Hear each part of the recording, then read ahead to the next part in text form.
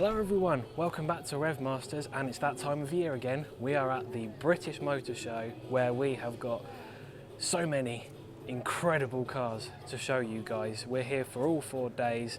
There's going to be slightly different cars turning up in different areas every day, but on the whole, some incredible stuff everywhere. And we begin with this. So this is the Ford GT40. Obviously, I think this is actually a replica one though. You wouldn't really know that because it just looks so accurate to the original, but you still get a 5.7 litre V8 in the back and possibly the best livery ever put on the car. That's probably debatable, but it's up there. But yeah, what an incredible machine to greet you as you walk into this amazing car show. So let's see what else there is.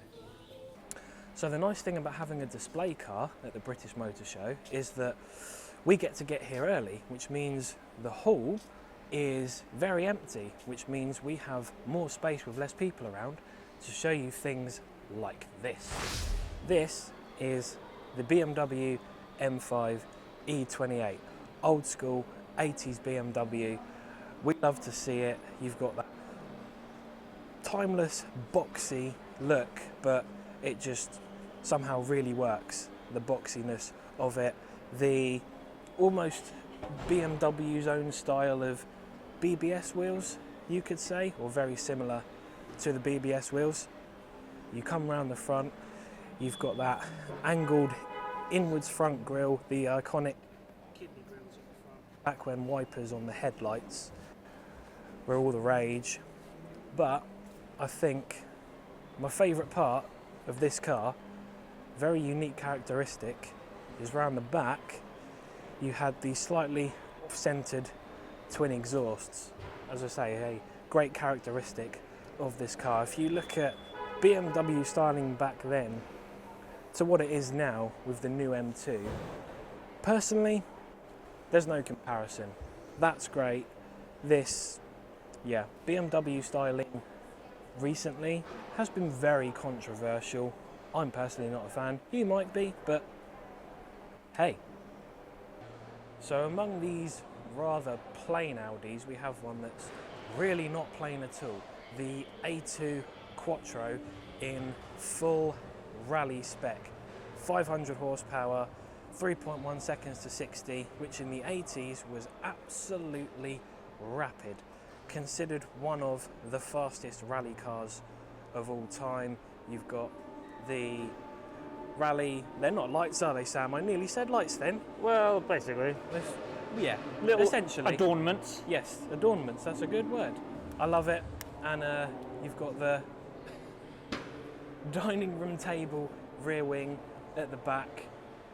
Don't know how you could see out of that, probably couldn't, but it's rallying, you didn't need to.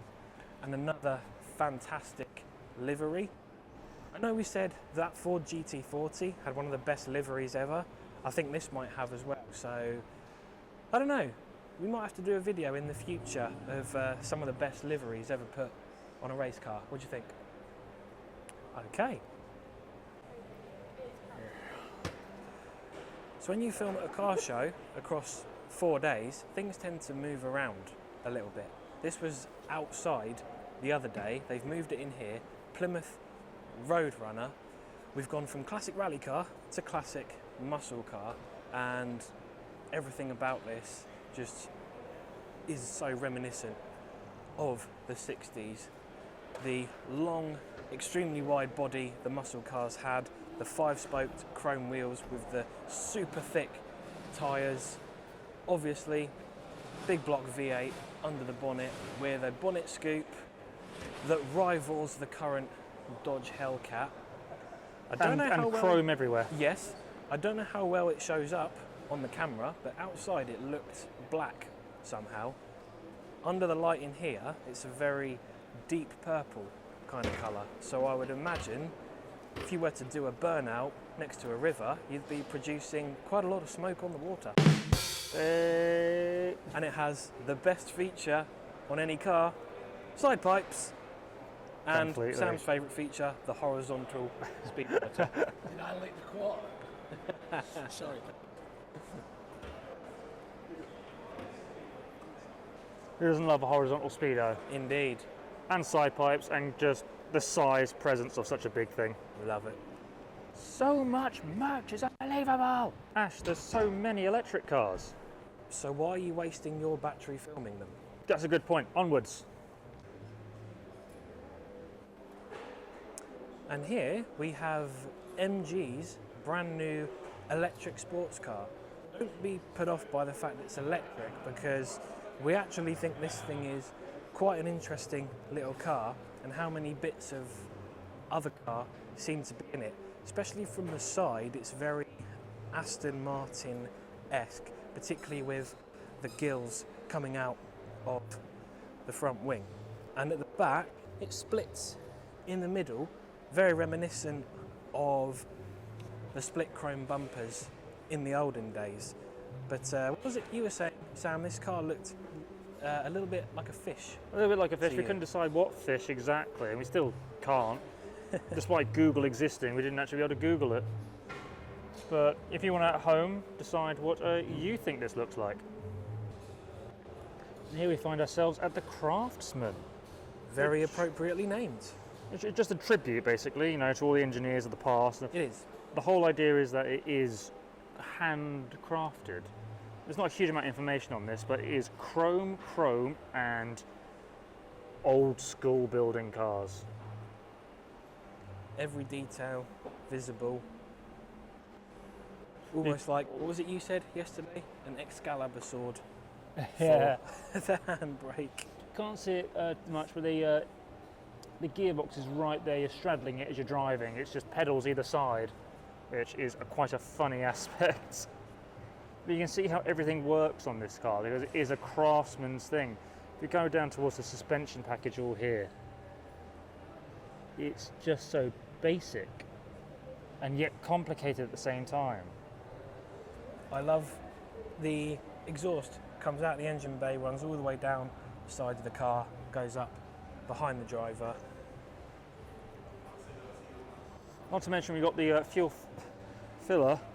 A little bit of information. I don't know if the camera can pick that, because I could hardly see it myself. It's right behind the driver's head. I love how just the overall shape of it and the wheels sticking out at either end. It reminds me of the really old-fashioned race cars they used to have at Brooklands in like the 1920s and 30s. Lovely. Okay, Mr. Bike Enthusiast. So this is, well, it's chrome is what it is. It's just absolutely beautiful. The bike shed, everything about it is all handmade, all handcrafted, just like the Craftsman we've just seen. It's not exactly the most comfortable of bikes, as you can see by basically wood seat and hardly any suspension travel.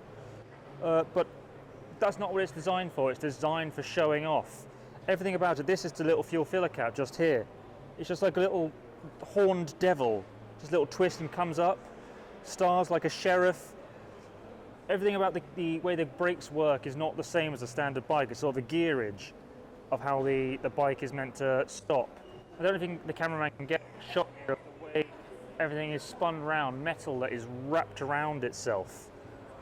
And just this lovely little piece of attention to detail in design, these little devil horns that come to the back here, these sheriff style stars.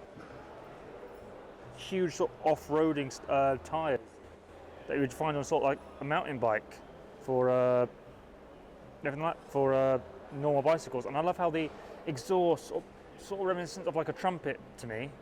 It's not simply exhaust, it's a way to make music. It's lovely. Here we find ourselves at Dream Car Giveaways, Ash. Indeed. So they've got lots of lovely Lancia there, haven't they? Yes, it is. Audi RS3 and 600 LT. Oh. You've entered for I've one entered, of these. Well, not one of these cars. cars. No, not for this. Not this. Dream Car Giveaways are a company that I've entered for quite a lot. They've done what have they done? They did the EK9. You've entered a few times for an EK9. EK9. I've done a few times for the R34, RX7, S2000. Yep. A few camper vans, but also quite a lot of Evos Yes. and Subarus. I've entered for an S15 before, sadly not won. Yeah. You're hoping to win the current Subaru that's up there, aren't you? There's WRX STI 2004, I believe it is, in Your favourite. white, Nürburgring edition as well.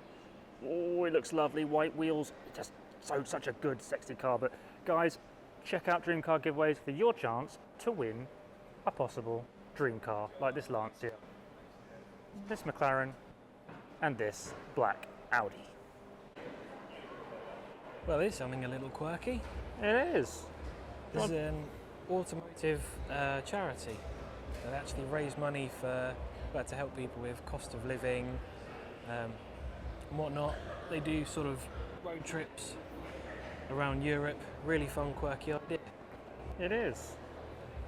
So you've just filmed This is Tom. the Ford Tom, we'll call it. The Ford Tom. You got the MG Jerry, MG Jerry. the Honda Bugs Bunny. Oh, is it Bugs Bunny or is it Spike? It's definitely the Bugs Bunny. Oh, here it is. Yeah, the Honda. No, you're correct. It is Spike. I stand Spike, corrected. you The Honda. stupid fool. The Honda Spike and the Vauxhall Tigger is what we'll call them. I love little quirky stuff like this. Yeah, and it's great the fact they're doing it for charity. Yes. As you can see, Honourable cause. just there for you. Information. Right, so I kind of lost Ash. I actually generally don't know where he's gone. There's a lot of good old pristine cars over there. What the hell? Hello? Hello? Well, fancy seeing you here. I'm just looking at the prettiest car ever made. The Series 1 Jaguar E-Type. Just look at it for a minute, will ya? I'll shut up.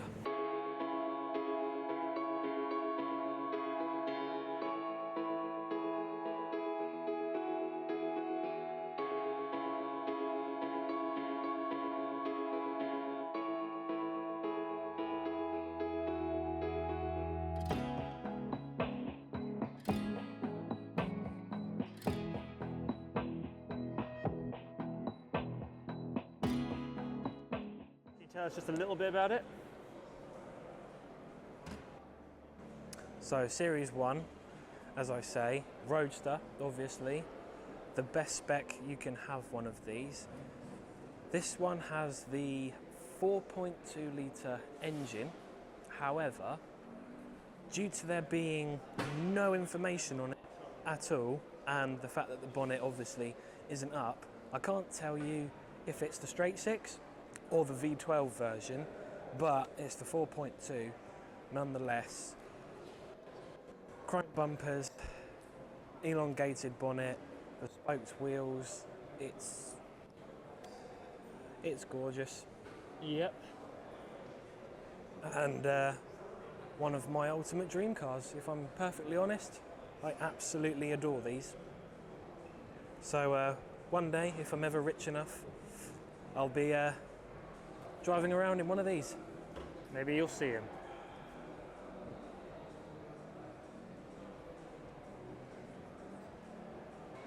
And here you find me at one of the holy trinity of e-hybrid hypercars. It's the 918 in a wonderful, wonderful livery. It's the Martini, or Martin, livery. The whole thing about the 918 is that only 918 units were made, so it's of course limited. We have seen quite a few of these. It does about 214 miles an hour, 0 to 60 in about 2.5 seconds, 2.6. Top speed of about, 214 with about 600 brake horsepower. But of course that is in tandem with electric motors to get a bit more of an edge. I'm not particularly happy that they advertise it being as a e-hybrid. Come on, let's make it a supercar, let's make it a hypercar, put hyper on it. But it is an e-hybrid. It's the Holy Trinity with one slight alteration, because this isn't a standard McLaren P1. This is the HDK LM25. Now this was built by Lanzanti Motorsport as a one-off, and I do mean a one-off. This is the only one in the world they've given it a full carbon high performance kit, and actually designed it to sort of pay homage to the old McLaren F1 GT, and I think they've done a phenomenal job, particularly with the ginormous rear wing and the McLaren F1 style wheels. So this, I believe, is actually built, as I say, as a one-off for Le Mans, and I think it looks incredible. As one-offs go, this is a fantastic looking thing. Well done to Lanzanti. And here we have the third contender in the Holy Trinity. It's the La Ferrari. Ferrari the Ferrari. Which, in my opinion, is the prettiest of the three. Everyone has their own opinions. I'm torn between the LaFerrari and the P1. P1 is definitely good. In the right colour scheme, mean. in the right colour scheme, the P1 is definitely Yes. great. But the LaFerrari has a 6.3 litre V12 engine, of course with a hybrid motor, but the difference was that this never shut down the engine entirely. It worked in tandem with the electric motor, a bit more like a Prius in a way, whereas the P1 could be run on the electric motors purely, whereas this one could not. It develops about 950 brake horsepower, which is just incredible. 0 to 60 in about 2.5 seconds. Same top speed as the 918, about 218 miles an hour. I love it. What do you think of it? Oh, it's phenomenal. You wouldn't want to go down a tight alley, though. You might knock off those very expensive mirrors. Yes, they're quite wide. I do admit it's quite a wide car. But then again, if you've got one of these, you're not going to take it in a place like that anyway, are you? Let's see what else we got. So unfortunately it's too far away to see because we've got this impenetrable barrier. Oh, I can't get through. Oh, damn it. But we've got the Monza SP2, which is very interesting. I don't like the colour scheme. I don't like this silly smiling mouth that it has with the lipstick going up its face. Not a fan of it for me, but the rest of the car is a lovely, pretty design.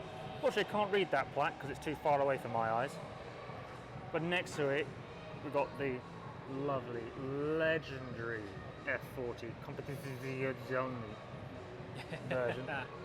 I can't pronounce it. I'm not Italian, mate. God, Or it is GTO beautiful. or whatever name they give their race cars. Well, yeah, it's the G. So it's basically the racing version of the F40, which is already a manic car in itself. It is. I'd love to go over there and show you all around it. This is as close as I can get. Yeah, we aren't that privileged yet. And this is, I suppose you could say, Maserati's little comeback. This is their new V6 sports car, the MC20, and I've got to say, this thing looks fabulous. It does look fabulous. Particularly in this sort of silvery grey colour. I know you said you weren't a fan of the grey with the yellow stripe going over that Ferrari Monza, but Yeah. here it works really well. Obviously you've got carbon fibre all around the bottom, as is the standard these days. The detail on those wheels is quite incredible. Well, diamond And cut. the front grille really reminds me of the old Gran Turismo GT car that Maserati did. That's a fantastic looking car. It Really is. happy Lovely with looking seeing it. interior. Wish we can get closer. But again, on this side, there's an impenetrable barrier. Whatever will we do?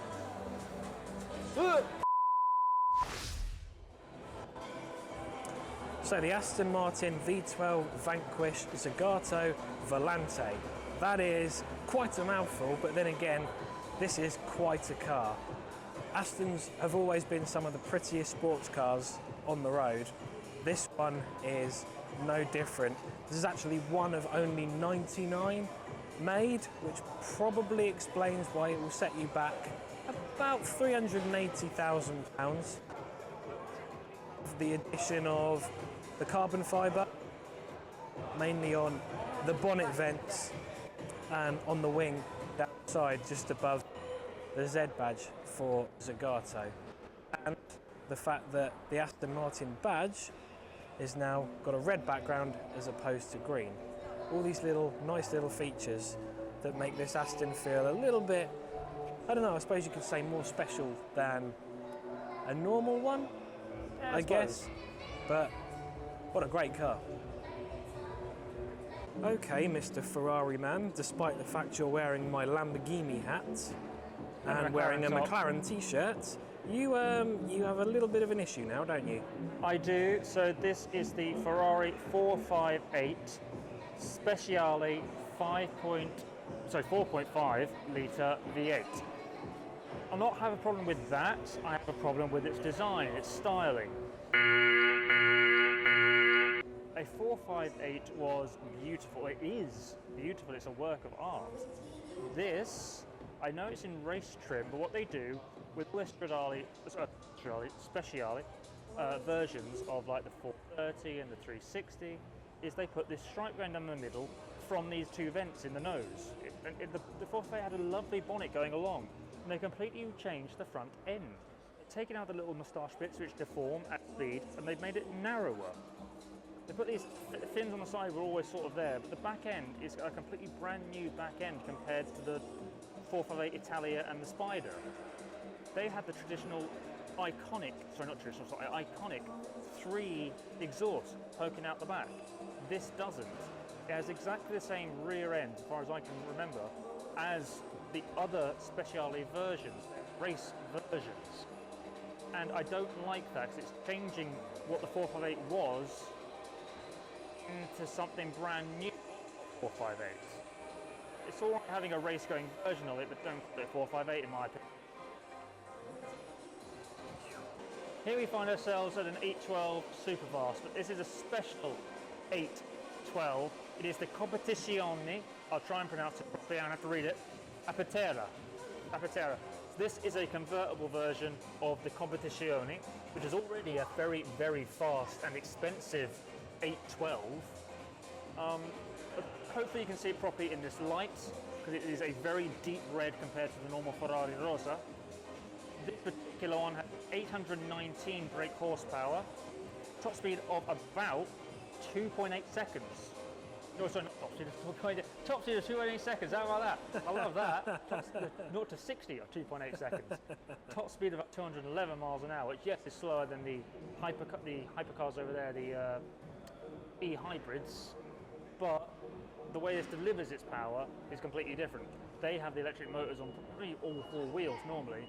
The way they do this is different.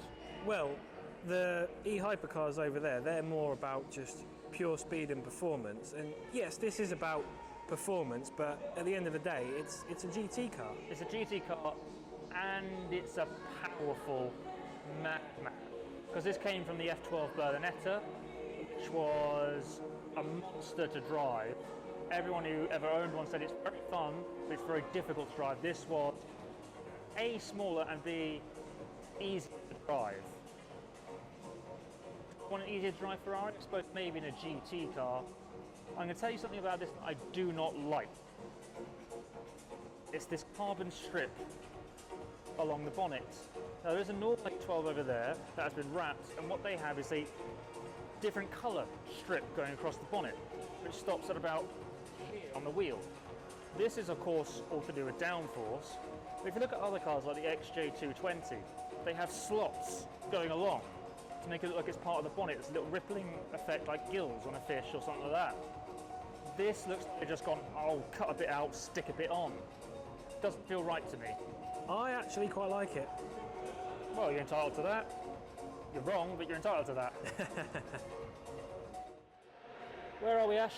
Well, you're a Ferrari man, I'm a Lamborghini man. However, this is... No, there's no probably. This is one of the best cars we've seen at the entire show. Pagani Zonda. This particular one, the 760 Attack, it's one of the endless variants of Zonda that we got. And, well, we couldn't really get enough of it, could we? No, not at all. 750 brake, 220 miles an hour. The thing I love most about Paganis is the attention to detail in them. Like you can see the rivets that attach the mirrors to the bodywork, or even the vents on the wheel arch, the wheels themselves, every single detail on a Pagani is on full display. You even got the unique placement of the badge. It's not at the front of the bonnet, it's at the back of the bonnet, and it's on a carbon fibre plaque which dips down onto another piece of carbon fibre which holds the windscreen wiper in. It's just all the details like that. Just, it makes a Pagani feel so special. And the fact that we rarely ever see these, as in the only other place we have seen these so far is at the Goodwood Festival of Speed, and even then they don't always have them. So yeah, seeing a Pagani is even more special than seeing all these Ferraris and Lamborghinis.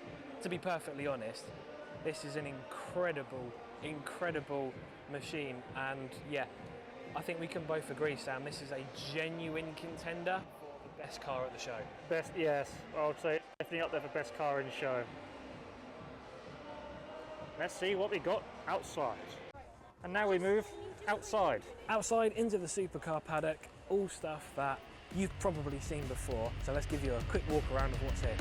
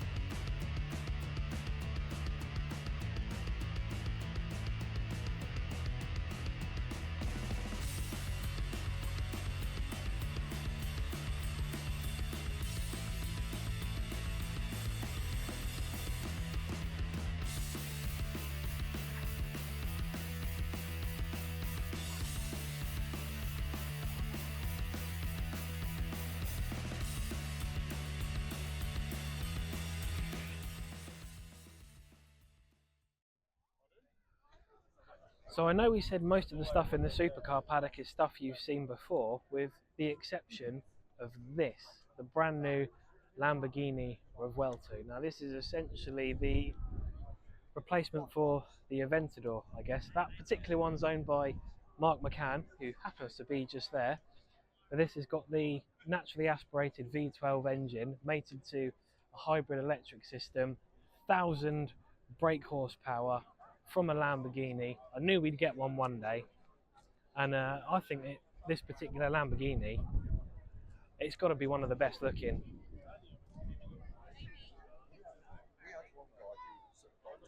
Wasn't too sure on the matte paint when we first saw it at the motor show, but over the course of the weekend, certainly really grown on me. I don't know about you, Sam, but yeah, we've seen this out in the arena. It's very fast, very loud, as a Lamborghini should be.